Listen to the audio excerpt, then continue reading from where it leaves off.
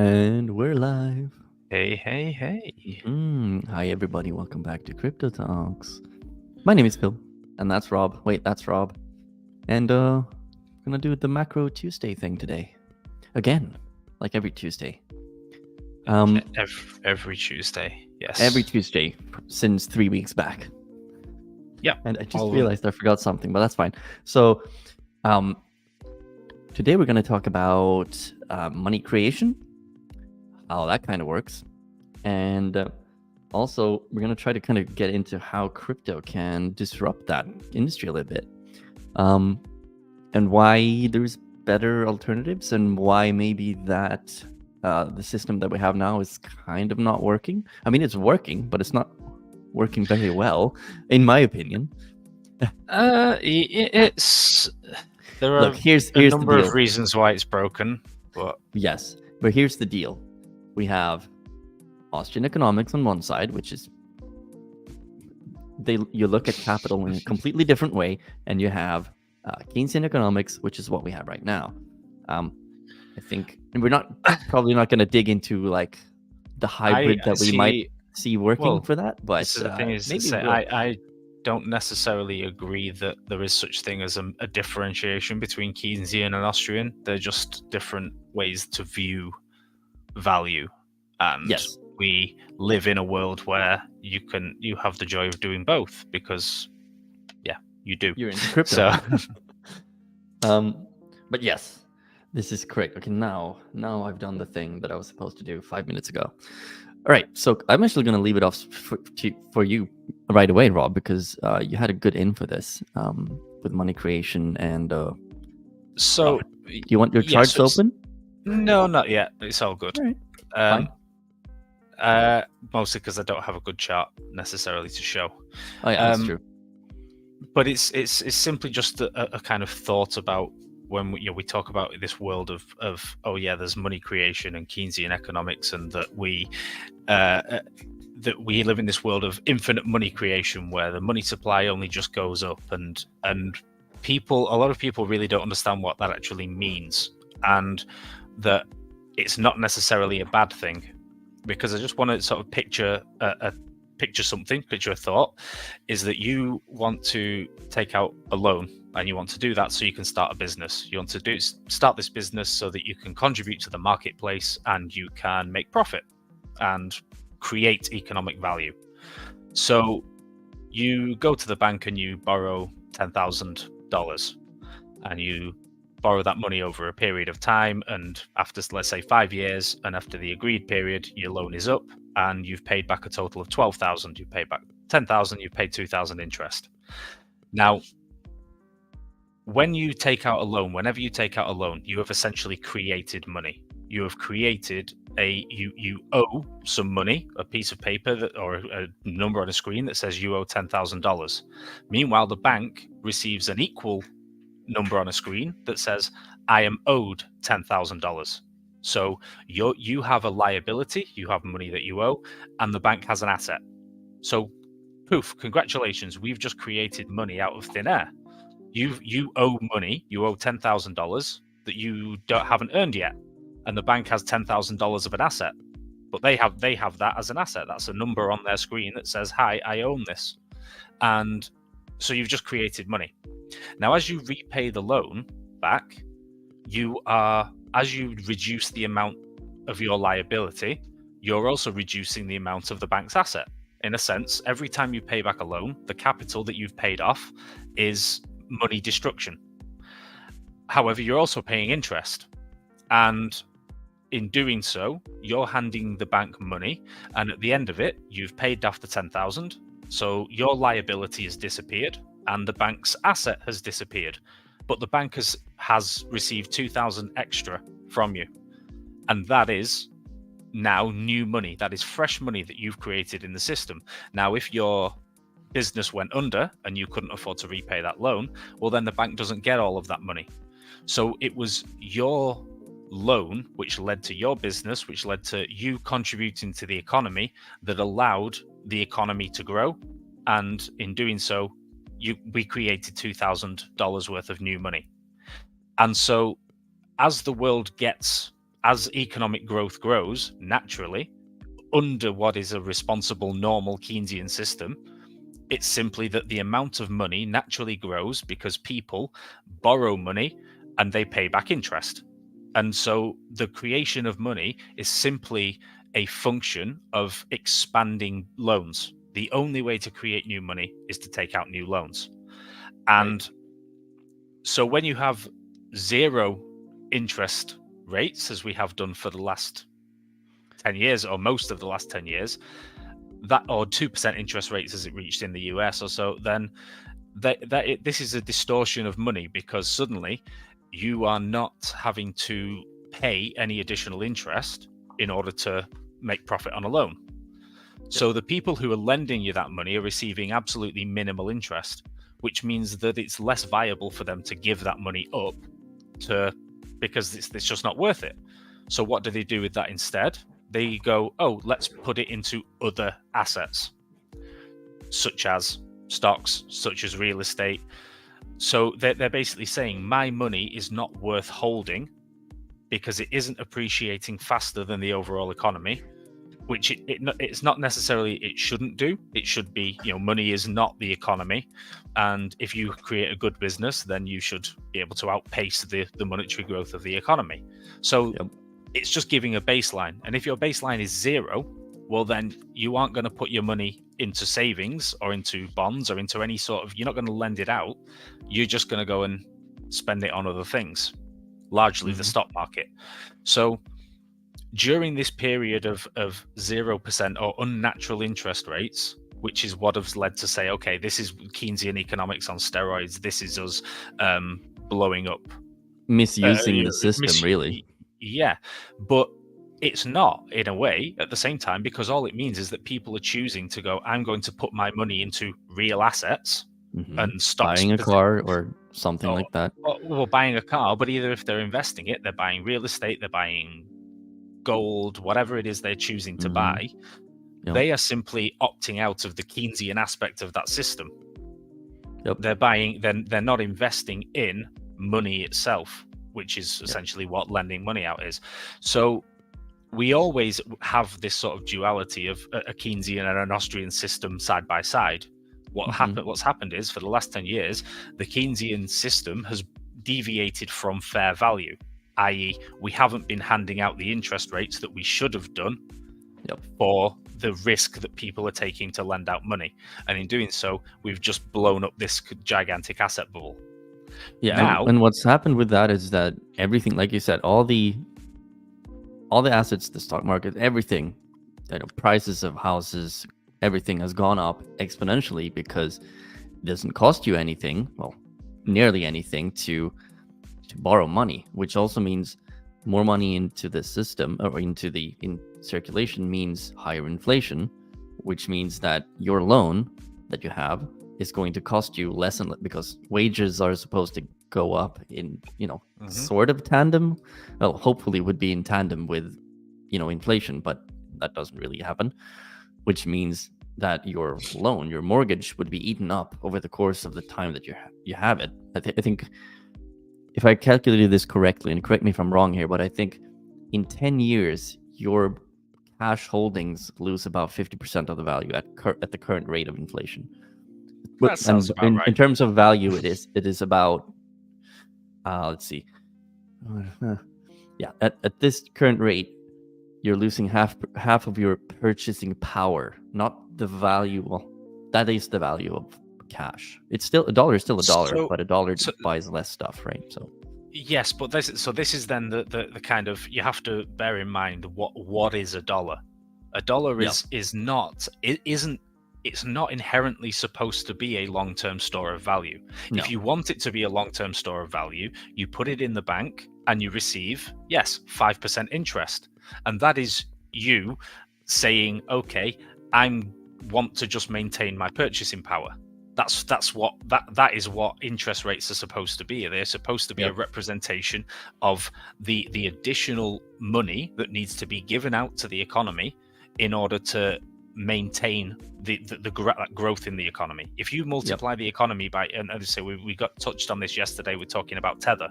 If you want the crypto economy to grow continually, you need a continuous increase of liquidity. And in 2018, the crypto market ballooned to something like 800 billion, I think the total market cap was. Yeah. And Yes, something like Tether at the same time had a market cap of a few billion, literally like less than 10 billion. So you're asking $10 billion of liquidity to prop up an $800 billion system. Yep. That was ridiculous. It was absolutely completely unsustainable. And then over the last few years, we've had increased liquidity by the form of, you know, the dollar, the USDT and USDC market caps have exploded, but similarly, we now have dollar pairings as well. We have much more available money for the system, and therefore that puts our future ceiling much higher as a new adoption comes in. Yep. But the same goes for a traditional economy. That if you've got a large amount of assets, a growing number of assets, and the actual economic growth under it isn't sustaining it, and the amount of new money in the system doesn't sustain that growth, well, then that's when bubbles form, and that's where things get ahead of themselves. And although we increased the money supply significantly in 2020 and 2021 during COVID, we didn't increase it anywhere near as much as a lot of assets gained in price, particularly crypto. Crypto market cap went up, I don't know how much, probably. I think the like multiplier for Bitcoin is like 21 times. Like if you put in $1, it gives that's $21, something like that. So in the crypto market cap expanded way beyond what the money supply did, but it did so on the back of an increase in adoption. But the adoption, this was a self-fulfilling prophecy of adoption, whereby the price goes, liquidity comes in, people speculate on good cryptos, i.e. Bitcoin, Ethereum, a lot of things start to move. That then brings new players into the market who go, oh, I'm going to buy some of this Bitcoin stuff. And then they hear about this new thing. And then they hear about, oh, this funny coin called Doge. And then they hear about, and it snowballs until eventually everybody's getting into every single ICO that they can do on every single shitcoin. And the amount of market cap being generated, the valuation of these coins, most of which have no immediate utility or value, there's no liquidity holding these markets together because they've grown too fast for the amount of money within the system. And that, if that happens, that's when you're in a bubble, and that's when the bubble pops. And in particular, a perfect example of this is real estate, whereby, as we've discussed it, is that the fact that interest rates have gone up so dramatically on what is a leveraged purchase, because if you put 20% down, you're borrowing 80% of the money that you have. You're essentially, that's a 5-to-1 leverage on the amount of money you've put up front, and you're paying 5% interest rate on something that you don't, on money that you don't have, and that's hitting people incredibly hard, and that just directly removes purchasing power of houses. It just does. You cannot afford. You found out yourself trying to remortgage, and you would go, a couple of years ago they'd give you, we'll give you any amount of money you want, and now they're like, nope, we ain't giving you anything, or barely. We're giving you way less than you need. And I think an eighth of what I used to be able to borrow, they're like, no, you can just have an eighth of that now. I'm like, okay, what? Yikes. And that is happening globally. This isn't an isolated thing. This has happened all around the world, and this is a direct result of these interest rate rises that have been, they've happened at a record rate, and people are still within the idea that it ain't gonna break something. Yeah, but stuff's gonna break, people. Like it's just, things are already kind of breaking all over the place. But the thing is,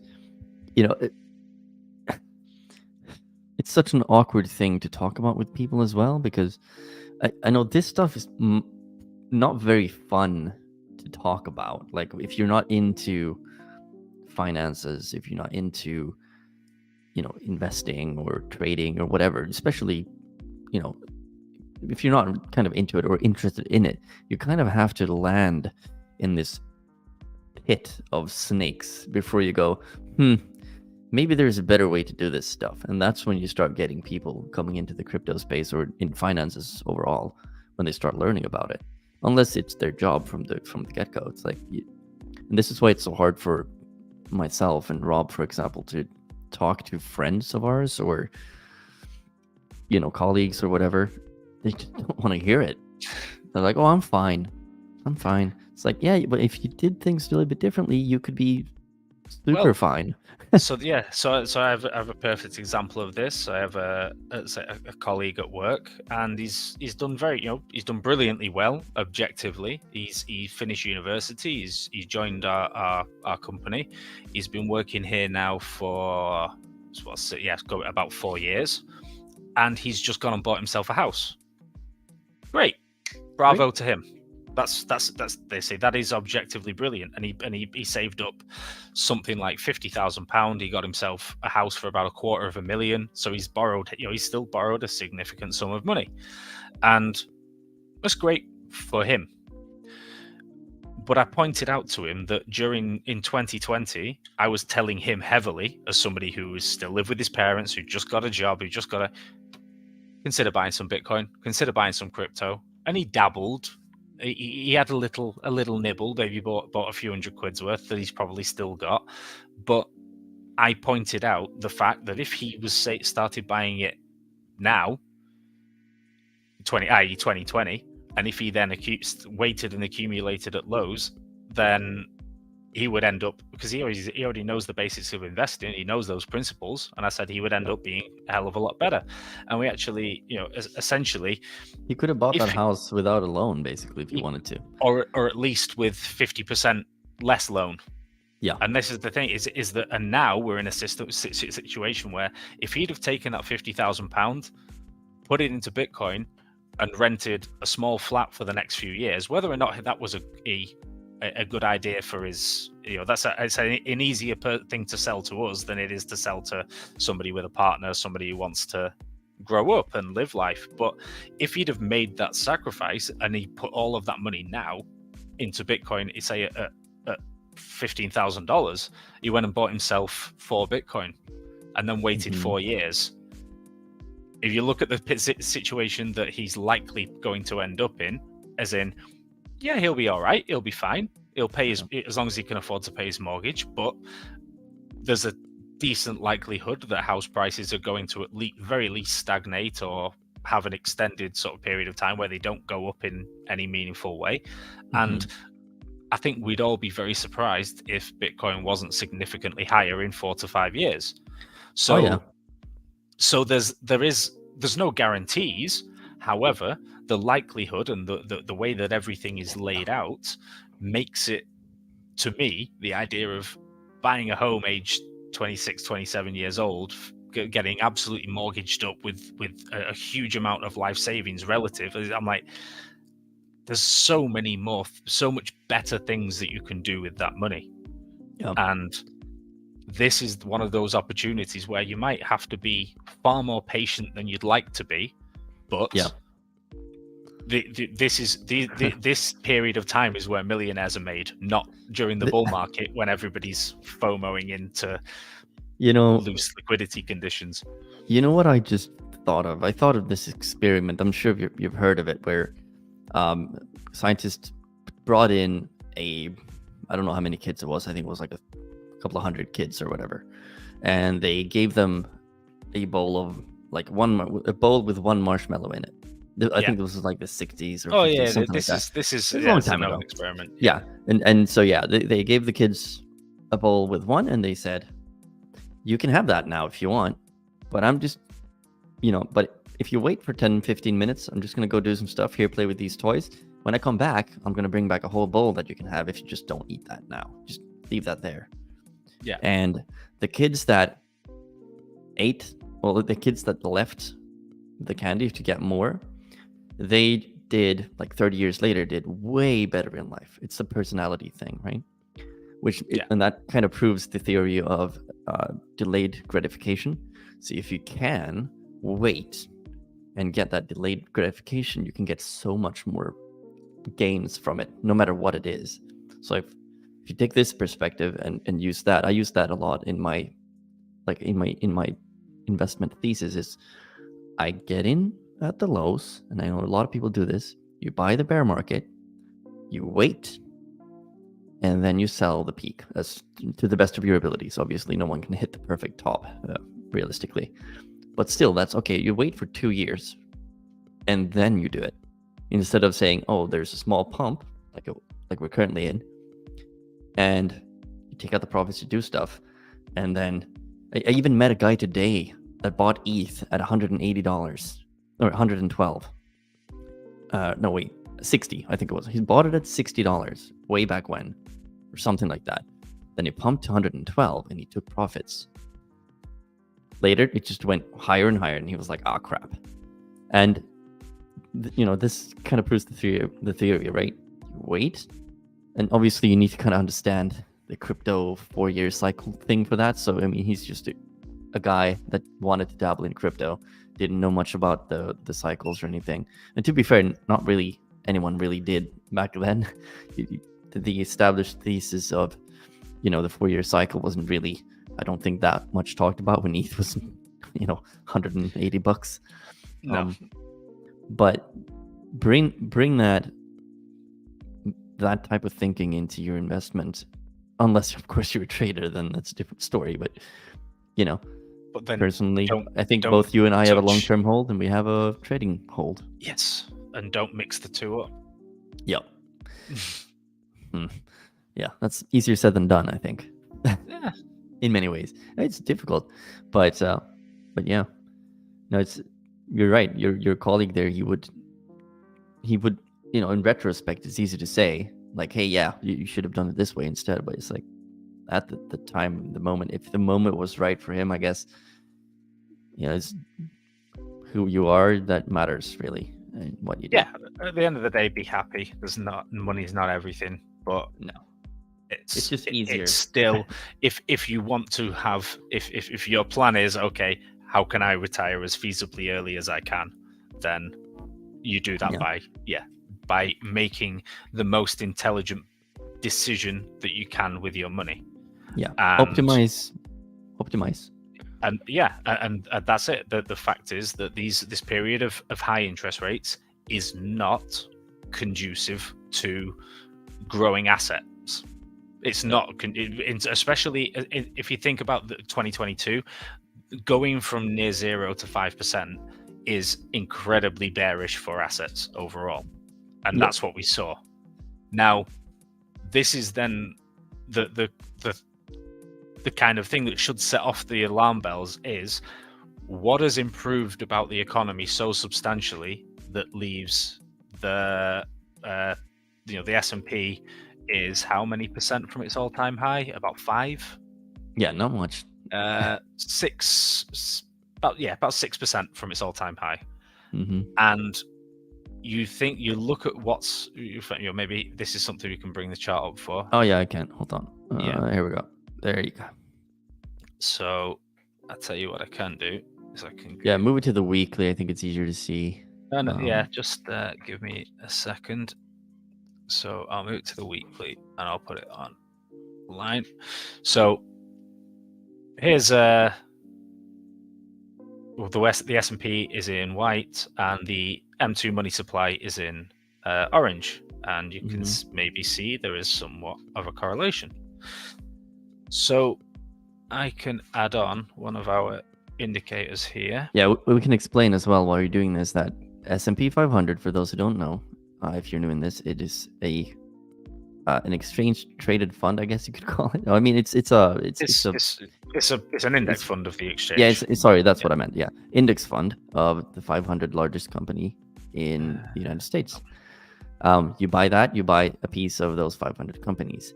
A lot of people use this because it's easy, and it's sold as a secure, safe investment. And the white line, I guess now, is the M2 money supply. So that's the amount of money in circulation of the US dollar. Yeah. So what I've just done here is this. So this blue line here is the year-over-year rate of change of the M2 money supply. And so if we just layer on US recessions because of course that makes the areas Our favorite. our favorite bit to see is, you can see that the year-over-year rate of change in the money supply generally has been pretty flat until, what happened? So, Mhm. and this is kind of the problem.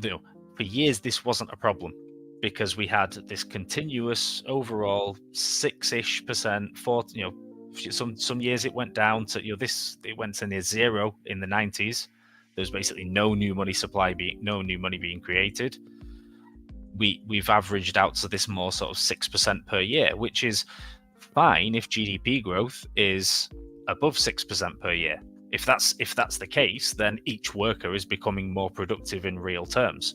Mhm. What we did have was this situation where you've got the money supply is rising at 6, 7, 8% in periods, and the economic growth is much lower than that. And so you're at that point you were diluting the productive value of workers. You're printing money and you're giving people less of it.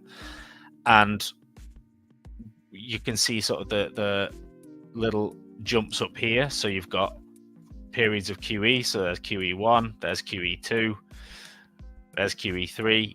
These are the periods where money was created at a faster rate. And here is obviously COVID. And this was no accident.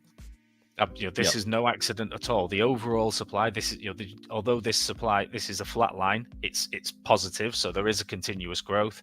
And we saw the continuous growth of stocks in line with the continuous growth of the money supply.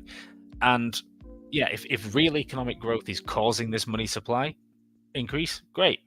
But the fact is that they weren't, because interest rates were very low. So the method for increasing money supply isn't there.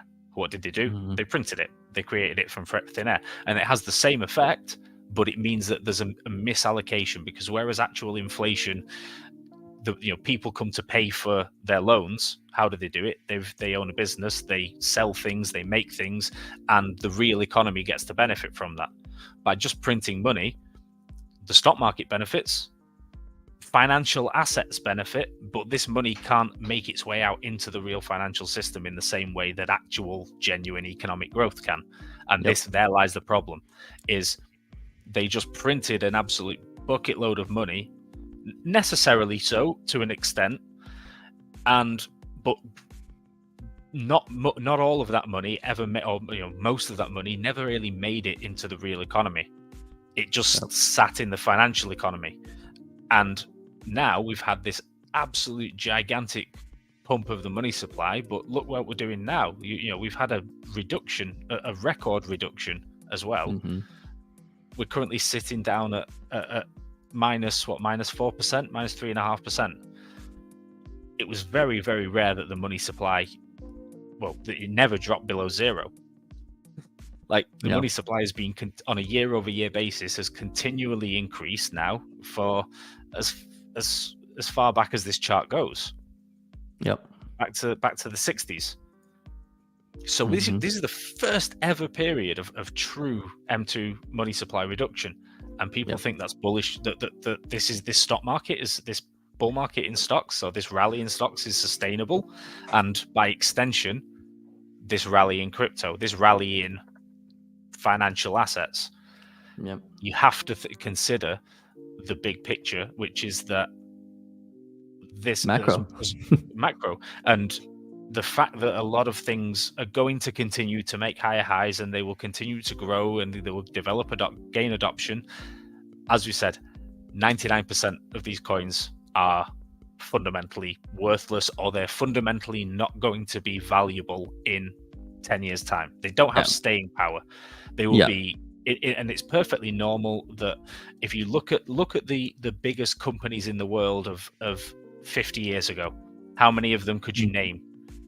100 years ago, how many could you name? The most, the what would have been considered indestructible companies for many decades can suddenly evaporate overnight Yep. if the market It's- changes. Well, and that is like it kind of segues me into something I wanted to talk about, which is disruptive investments. Yeah. Right. So when you look at something like crypto, let's say DeFi, for example, DeFi has the potential to disrupt / replace the current, well, not all of it, but a lot of the current banking system, right?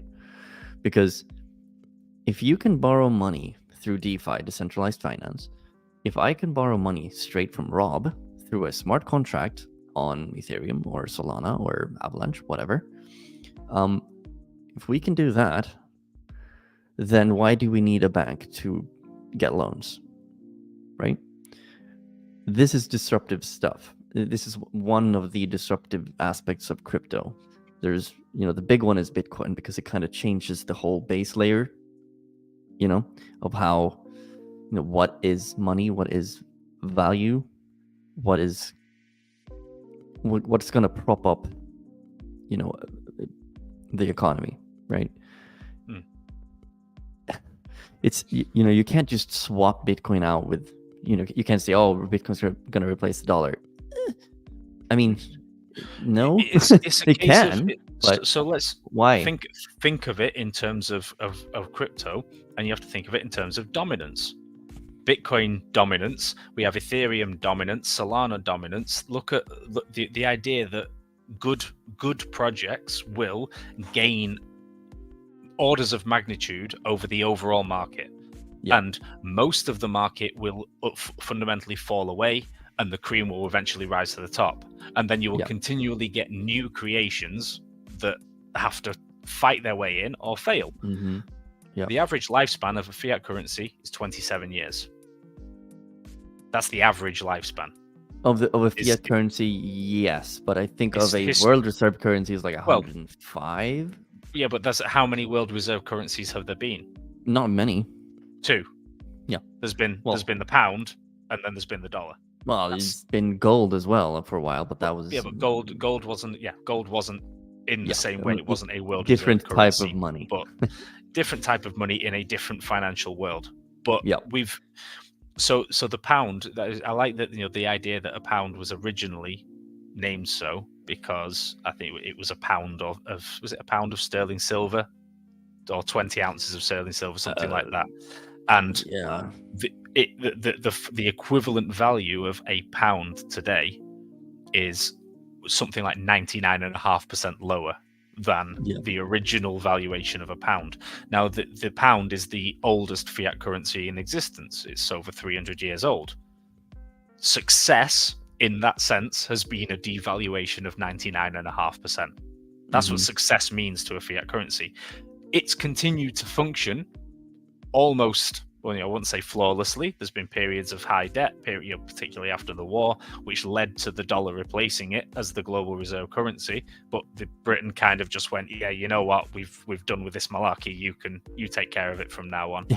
But you dabble with it. Yeah, but that's what success meant was just handing over the reins to someone else. And now the pound is continually losing value against the dollar. Why? Because the pound is not particularly relevant in global markets anymore, and it's never going to gain relevance. It's kind of, it's, if you would compare what the pound is to in Bitcoin terms, the pound is sort of acting as Litecoin. Fundamentally, it's still got the same value proposition as Bitcoin. However, the market simply doesn't value it as much, and Bitcoin is continuing to gain dominance over something which is fundamentally identical but less valued. Okay, so let's jump back a little bit to disruption, right? So when we talk about disruption, or at least when I talk about disruption, you can disagree with me here, I look for something that will replace, like technology that replaces old technology. Let's take Bitcoin, for example. Is Bitcoin replacing gold in terms of its monetary, where was gold used to be, the best money in the world, and arguably it still is. in terms of what money is supposed to do. Is Bitcoin better objectively? I would say so, yes. It has all the properties that gold has, except for the physical property. But it has improvements in many of the other properties that gold has, and it fixes a lot of the problems that gold has. So disruptive, correct? Yes. Mhm. Ethereum, for example, is that disruptive? Yes, because you can build DeFi on it. You can do a plethora of other things. Is it fast enough to replace everything that we think of? No. That's why I look at Solana, for example. Is Solana fast enough to replace the payment systems of the world? Yes. Or getting there. Can you put the entire, stock market and all the transactions going on there on Solana with the new Firedancer upgrade? Yes, you can. And so suddenly that starts disrupting a lot of other stuff.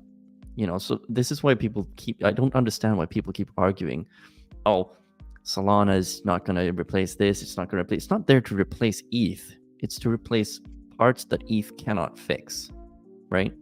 ETH can do a lot of things really well. Solana can do other things a lot better, right? And that's just, it doesn't mean that ETH is bad. It doesn't mean that Solana is better. It's just, it does other things. Can something like, let's take Render, for example. Can Render, which is a project where you can, basically, I'm not going to go into it too deep, but it will allow graphics to be rendered on chain. It allows you to rent GPU space from others. Pretty much, yes. Essentially. And can that be done really fast? Yes, in the way that they build. Like, if you want to know what Render is, just go look it up yourself. Like, I'm not gonna dig into it. You got stuff like the graph indexing stuff, very much needed in this space right now. Is that going to be the top one? Maybe. I don't know. Will there be another one that replaces that? Maybe, or maybe not. It's like, I look for disruption. I look for the best in that field, and then I say, I like that. I invest in it. Simple as that. And if you like to invest in stuff, then you need to do the research. And this is why we keep talking about this stuff. We want to make sure that you know how to find what is good and what's a shit coin and what's not. and I'm going to keep calling it a shit coin. If it is a shit coin, it's going to be a shit coin here. Absolutely. So Yes. just want to, on that subject of disruption and sort of bringing back together what we talk about over here. If you talk about, say, will Bitcoin replace gold? No. Will Bitcoin replace the dollar? No. However, what Bitcoin will do is take a continually larger and larger share of the overall asset slices. It will. Yep. It's not going to replace the dollar. It will take 0.1%, then 1%, then 5%, or whatever it is of its overall liquidity, of its overall usefulness, as more and more people around the world go, I would rather store my value in Bitcoin than in dollars. And it's just that simple. This is not an overnight thing. There's no snap change. There is just there are speculators that come and go into the market, and during booms, millions of new users arrive. Most of them just disappear, but some of them stick around, and that creates a new base, a new level of which we start a new market, a new levels of adoption curve. And Bitcoin adoption can be moved by money in the West, as the US has most of the money. That the West is the richest areas, but similar to China, Japan, the wealthiest nations on earth can move the markets. But the true adoption is in developing nations, where Satoshi by Satoshi, they just slowly accumulate what they can, but there are tens, hundreds of millions of people who do not have an alternative method of really storing and saving money, because their own economies are either too weak, they don't have developed banking at all, in which case DeFi comes in and fulfills a role that has never ever existed. And people have a way to save and store and safely handle their wealth. So that's something that has to be considered, that it's not an overnight thing. This is a long-term, gradual shift in dominance. Yeah, this is not something that is gonna, get done just overnight. And there's a lot of people talking about Bitcoin out there, right? And hopefully, like, we want to do our part in the mass adoption of this type of tech, because we understand that it will more than likely create wealth and for people that get into it, and probably for people that don't really get into it as an investment, but just using the tech will make life easier, I think, in many ways. But So yeah, purely if you think about a place that doesn't have a bank, doesn't have banking systems, then they can use the likes of Aave to if they spend time accumulating ETH or accumulating Bitcoin, or they obviously have to put it on ETH, but let's say they just buy ETH, and then over time they use that to borrow money in dollars that they can then use to buy stuff in dollars. As long as the value of ETH outpaces the value, the decreasing value of the dollar, then if ETH keeps on going up in time because of this growth of adoption, well then this guy's loan gets deeper and more safe. It becomes, he has the ability to borrow more, and if he is actually sensible about that, then he can actually accumulate his wealth orders of magnitude more than if he just traded some coins. And that's the thing, is that these big protocols have the ability to provide value in a way that many parts of the world have never had access to before, and all they need is a mobile phone and internet. I mean, more people have access to smartphones than have access to banking. There are fewer people without phones than have banks. So we're already at a point where that adoption is available to happen.